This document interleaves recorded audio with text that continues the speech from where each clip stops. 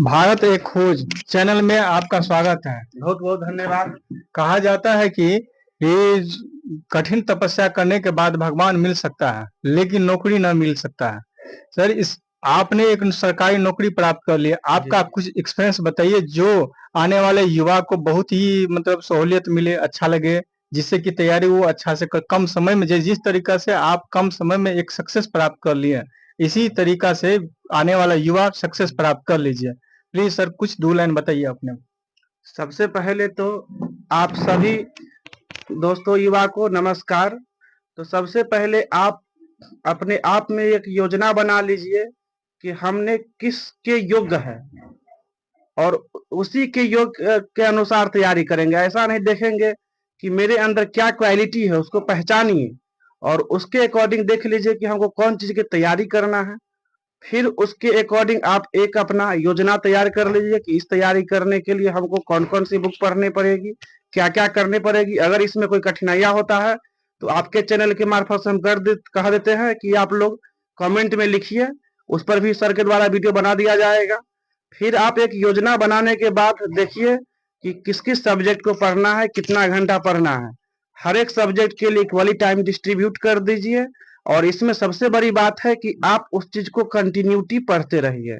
कहा जाता है एक दिन जो सफलता मिलता है ना, तो लोगों आज का ही सिर्फ दिखता है, लेकिन इस एक दिन के सफलता के लिए न जाने कितने दिनों रात जगा होता है वो विद्यार्थी, वही जानता है। इसलिए आप लोग को सबसे बड़ी एक और चुनौती होगी कि जैसे हो गया बहुत सारा शादी हो गया, विवाह हो गया, अभी शादी का दौर चल रहा है, इसमें आपको नहीं जाना होगा। रिलेटिव के यहाँ, फुआ मौसी के यहाँ बहुत कम से कम घर जाना होगा और कंटिन्यू पढ़ना होगा। इस कॉम्पिटिटिव एग्जाम में एक और ये भी है कि जो कंटिन्यूटी बना लिया उसको भी सफलता बहुत आसानी से मिल जाता है। ऐसा नहीं कि आप 18 घंटा आज पढ़ लिए फिर चले गए घर किसी के यहाँ, फिर आए घर से फिर पढ़े, ऐसा में फिर आपको रिजल्ट लेने में परेशानी हो कहने का जाएगी। मतलब है कि आपका जो है मतलब जितना भी रिश्तेदार है उसे थोड़ा दूर बना के अपना पढ़ाई हाँ पर बिल्कुल फोकस बिल्कुल कीजिए। बिल्कुल, कंटिन्यूटी बहुत जरूरी है। उसके बाद मैं कहूंगा कि जिस एग्जाम के आप फॉर्म भरते हैं उस सबको एक साइड में नोटिस बोर्ड लिख करके उस पर लिख दीजिए कि इस महीना में हमको ये एग्जाम देना है और पूरे ईमानदारी के साथ, लगन के साथ पूरे मंडे टू फ्राइडे पढ़िए, सैटरडे पूरा रिवीजन करिए और संडे को अच्छे से आराम से मम्मी पापा से बात करिए, कपड़ा लता साफ करिए, खाना खा कर 4-5 घंटा सोइए। ऐसा नहीं कि पूरी तरह से डिप्रेशन में चले जाए। फिर मंडे टू फ्राइडे की योजना बनाइए, फिर पढ़िए और कंटिन्यू ऐसे करते रहिए। एग्जामिनेशन के समय में सोचिए कि 1 महीना पहले हमको सारा सब्जेक्ट कंप्लीट कर लेना है और उसके बाद कंटिन्यू रिवीजन और मॉक टेस्ट लगाते रहिए। जैसा कि हमने देखा, हमको मॉक टेस्ट बहुत ज्यादा हेल्पफुल किया। मैंने लगभग 100 से 150 मॉक टेस्ट लगाया था। तो जब मैं एग्जाम हॉल में बैठे तो हमको नहीं लगा कि हम एग्जाम हॉल में बैठे, जैसे घर पर बैठ करके टेस्ट दे रहे हैं वैसे हमको। अच्छा सर, ये बात बताइए कि बुक जो है कौन सा बुक पढ़ना चाहिए जो विद्यार्थी को जो सही लगे, समझ भी पाए। देखिए इसके लिए तो बहुत सारा बुक गाइड आ गया है, लेकिन आपको सबसे अच्छा होगा ये एनसीईआरटी को बुक फॉलो करते रहिए। उसके बाद बचा मैथ, रीजनिंग, साइंस का, तो इसके लिए आप कोई भी रेफरेंस बुक फॉलो कर सकते हैं और डेली करंट अफेयर्स आपको पढ़ना होगा। लगभग कितना घंटा पढ़ लेते थे सर आप? हम लगभग 12 से 14 घंटा पढ़ते थे, लेकिन इसमें है कि आपको स्मार्ट स्टडी करना होगा, लंबे अवधि बैठने से नहीं होगा। मेरा सिटिंग कैपेसिटी सब दिन से अच्छा था। मैं 12th में भी 12-14 घंटा बैठता था, मैथ के स्टूडेंट था, इसलिए मेरा सेटिंग कैपेसिटी ज्यादा था। अगर आप इतना नहीं बैठ सकते हैं तो 6 से 8 घंटा भी अगर बैठ रहे हैं ईमानदारी के साथ तो ठीक है।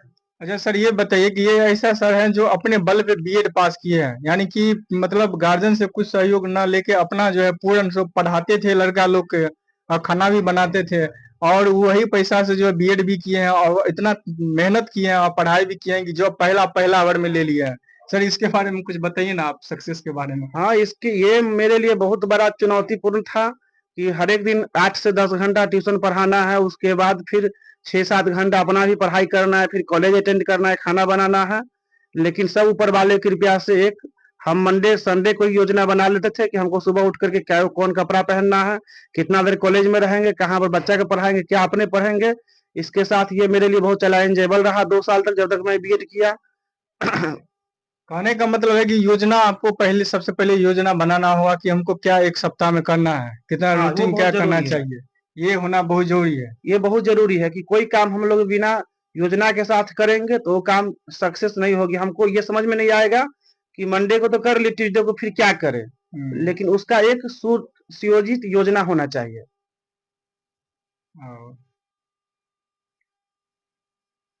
ये सर से राजेश सर हैं, इनको टीचर में जॉब हो गया है, बहुत अच्छे अंक से प्राप्त कर लिए हैं। इसके बाद बीएड भी किए हैं तो बहुत अच्छे अंक से प्राप्त किए हैं। कहने का मतलब ये है कि ये मतलब विद्यार्थियों को पहला जो है ना, ये आपका योजना बनाना होगा। ये सर टीचर भी मतलब कोचिंग भी जाते थे पढ़ाने के लिए, 5-5 घंटा पढ़ाते थे, बीएड भी किए, खाना भी बनाते थे, रहते भी थे, बहुत सी कपड़ा भी खींचते थे। इससे हम सभी युवा को सीखने का मौका मिलेगा। आने वाला जो भी लड़का होगा सब कुछ सीखे इससे।